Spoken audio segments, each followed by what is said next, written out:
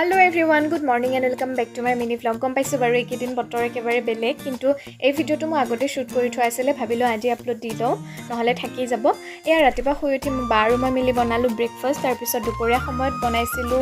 নেমু চৰবত মই বনোৱা নাছিলো বাই বনাইছিলে তাৰ পিছত দুপৰীয়া সাজ আমাৰ বনাইছিলে মামিয়ে লোকেল মুৰ্গী পছলা দালি আলু কিবা কিবি তেনেকে তাৰ পিছত এয়া দুপৰীয়া ভাত খাজ খাই লৈ ধুনিয়াকে খালো এখন তামুল তাৰ পিছত আহিলো আমাৰ কমলাবাৰী ফেৰী ঘাটলে বুলি সিদিনা যেহেতু বহুত বেছি গৰম আছিল মাজুলীৰ পৰা এসি বাছ নাছিল গুৱাহাটীলৈকে সেইকাৰণে বাহতে যোৰহাট হৈ যাব ওলাইছে আৰু ইয়াত আহি চাও যে ফেৰীত বহুত বেছি গণ্ডগোল হৈ আছিলে মানে অনলাইনত বাইক বহুত বেছি বুকিং কৰি থৈ দিছিলে ইয়াত আহি চাই যে জাগাই নাই ডাঙৰ ডাঙৰ গাড়ীও থাকেতো সেইকাৰণে কেইখনমান বাইক মানে এৰি থৈ যাবলগীয়া হ'ল উপায়ো নাই বেয়াও লাগিছিলে কিন্তু ইয়াতে ভুল কাৰ আপোনালোকে মাজুলীবাসী ৰাইজে হয়তো গম পায়ে আৰু ইয়া 3:30 বজাত যাবলগীয়া ফেৰীখন 4টা বজাত গৈছেগে ইফালে মই ঘৰলে বুলি আহিলো বাকি আমাৰ ইয়াত পানী বাঢ়িছে দেখি মই বেলেগ মিনি ব্লগ এটাত দেখাম আজিলৈ আহিছো বাই